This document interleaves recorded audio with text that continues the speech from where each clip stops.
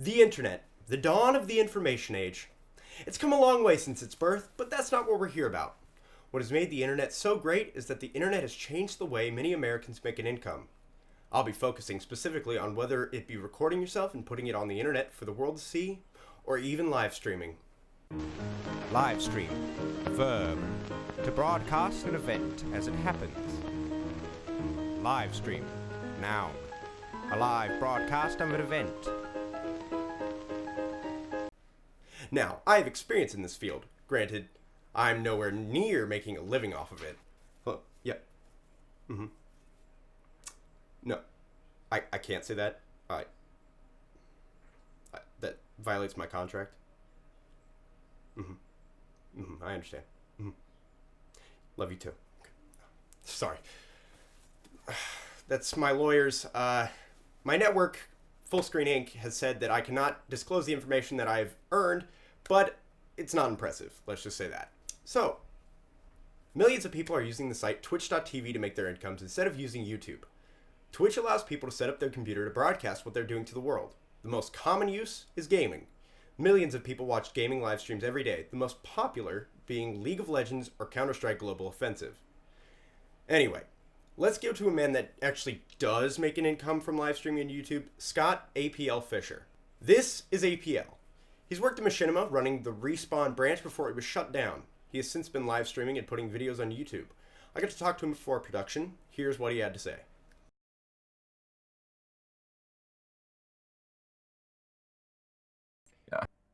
Did you ever believe that doing the things that you did when you first started streaming and doing YouTube videos would not be able to make you an income? And if so, did you have a backup plan?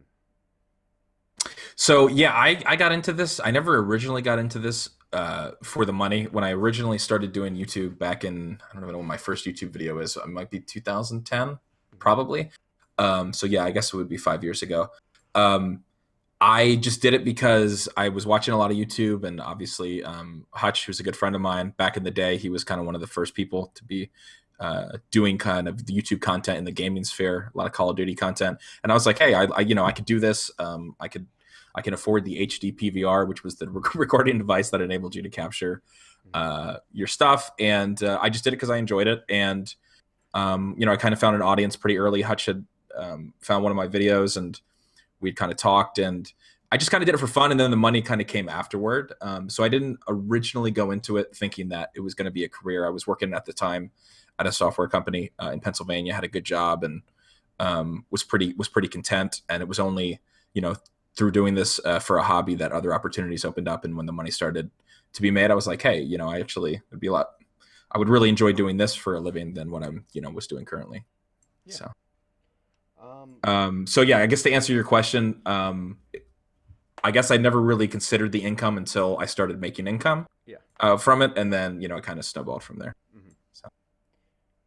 So the DJing thing was sort of a backup plan, and all the freelancing. Yeah, I guess you could. It kind of became a backup plan because when I moved to California, I moved in with a roommate who I never met before. Just it was kind of like word of mouth, and he was big into electronic music and started getting me into electronic music, and he DJ'd and kind of showed me some stuff. And then I kind of just living in California, you could go to an event every day if you wanted to. So we started going to these events, and I just really got interested in the scene. And it was a hobby at the time. Again, I feel like so many of the things that I've ever done evolved from being a hobby. So it kind of, and then, yeah, once I was laid off, I actually did a lot of DJing on a site, and I still do occasionally, called Mixify, which is essentially like a virtual, you can basically set up an event and then people come and they can chat and they can listen to the music live. And it's kind of a cool kind of like Flash-based thing where everyone has an avatar. And yeah, that kind of really took off for me and was really successful because you essentially basically people can tip if they like what you're doing. So I did that. So yeah, I mean, in a way it became a backup plan, but it wasn't like, I guess I wouldn't have really thought like, hey man, I'll make money DJing. It kind of happened and ended up, working out for me, luckily, because I really, that got me through a lot of the months doing that kind of stuff. Now, if you'd like to see more of that interview, I will be posting the full-length interview on my channel separately because it is 30 minutes and does not meet the requirements of this video. Now, let's talk about the main hub for all things video related, YouTube. YouTube has grown and is always changing, sometimes for worse, most of the time for better. There's no doubt about that. But the most significant change was that of October 2012. YouTube changed drastically when they announced that they would be changing the way that content creators, YouTubers made their money by switching the system of how many views you got on a video to how many minutes were watched total in a month. Now, for people that are very successful, this is no problem. But for small YouTubers, this changed everything. YouTubers are even more limited by programs such as AdBlock, where people are bypassing ads, but that's where most of YouTubers' money is coming from, ad revenue. But YouTube hasn't exactly been the most effective or simple way to make an income on the internet. With the internet always moving, people tend to move on from video to video. Say you like watching somebody like APLFisher, for example. Say he plays with Mr. Sark.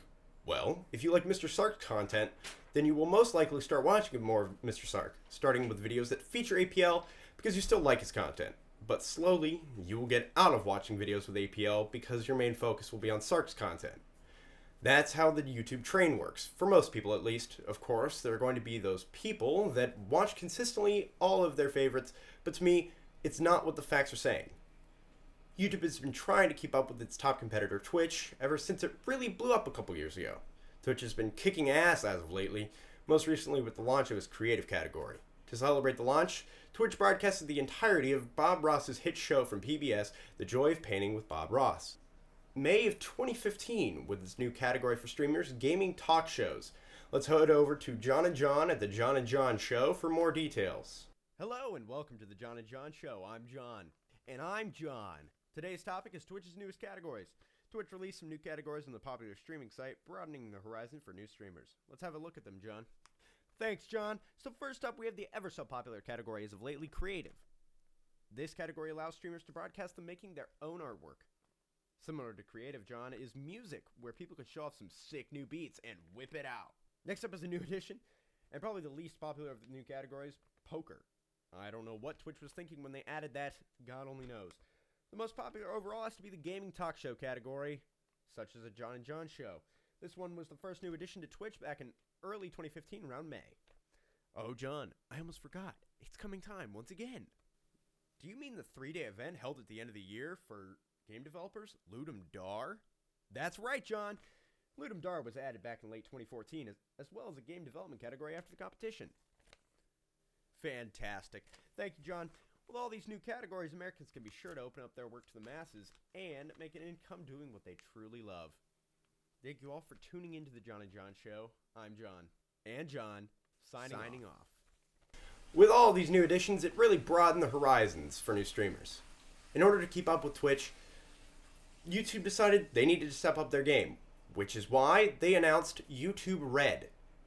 YouTube Red is an entirely new system that is paid for. Every month you pay $10 a month and you can have ad-free content. Now, they are rolling out new paid video series such as PewDiePie's Get Scared in Real Life videos, where he goes into actual haunted houses and he gets scared instead of in video games. Now, movies are also being pulled into this, such as Rooster Teeth's newest movie and their first movie, Laser Team, which will be a YouTube Red original movie. This changes everything because that means even less people will be watching your content on YouTube Red. So the people that can do this are people like PewDiePie and Rooster Teeth that have an audience to back them up, but not necessarily make any money off of YouTube Red as of yet. While I could go on for hours about analytics and statistics about YouTube and how the platform has changed, I simply don't have the time.